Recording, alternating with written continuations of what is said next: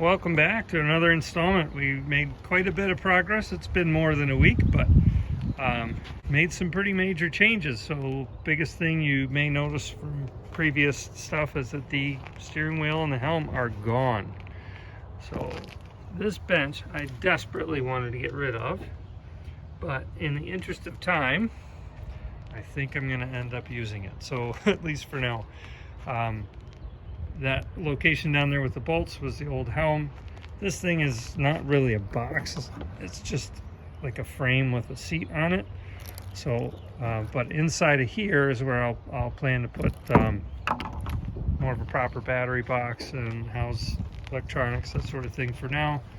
And then do something a little nicer in the future. The big story is we got the mount put back here, and I'll show a little bit more of that from outside the boat. But I actually got this all set up on here. The big project was getting, well, I'm gonna probably keep saying big project because there was a lot of different steps here. The control head here, I've got some footage I shot of that specifically. I may just put that up as its own thing, but the original here was completely just blown apart, and that's part of why I got the motor the way I did. And if you know about these motors, you'll know that this is just the halfway point. So this is designed to flap all the way out here. Doesn't really work in this case, but you know, this, for what I needed to do right now, this seems pretty darn sturdy. I'm going to attempt to do this. So hang on for jitter cam here. Just undo the bungee strap there. And now we're caught on the motor. So we'll just use the foot control to get that out of the way. And voila. So it's not even going to lock all the way down at the moment, which is fine. Little, I think it's called a skag at the bottom, is actually just about hitting, so I'll show you that part. This is supposed to come off of here. I just haven't taken the time to take it out of there, and it would have meant unthreading stuff from the inside, so I'm probably just going to cut that off. For now, this will just live up here, and then this wiring can just go in there and go to the batteries. You can drive from pretty much anywhere. And you steer back and forth with this. Set your speed here. There's a switch on the side here that lets you choose between whether you want it to be momentary or continuous. So momentary, this button turns it on and off. Continuous, flip it in here, and then whatever speed you have it set to, it'll just run. I did have this running on the bench with the battery pack that I have. And it was working pretty good. So panning around here, kind of the big project for today was just getting all this vacuumed out and getting the rest of the helm out of here.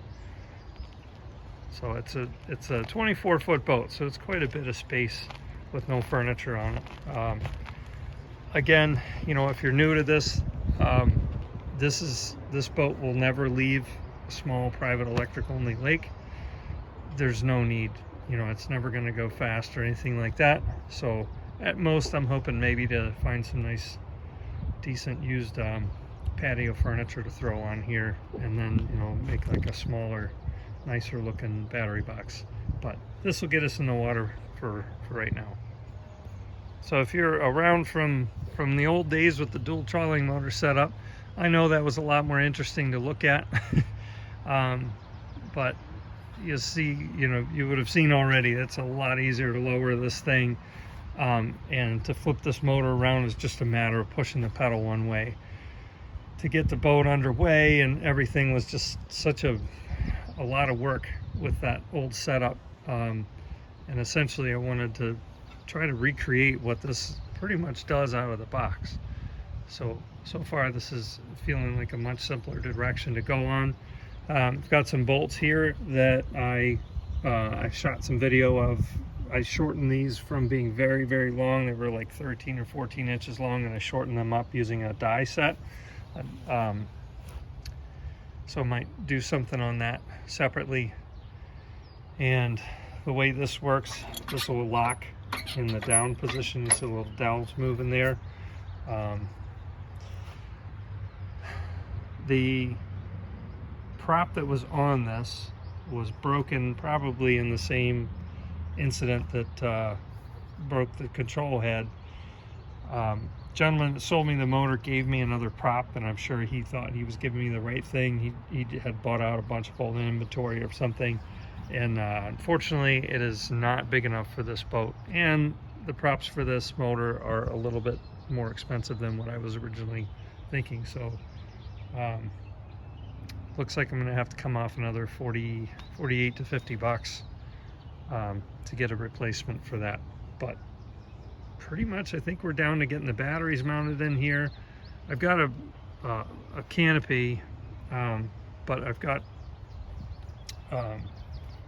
some work being done on one of these uprights, getting one of these re-welded. They cracked last year, so I may end up putting it in the water without the canopy, but certainly once we get underway, we'll get all that put together.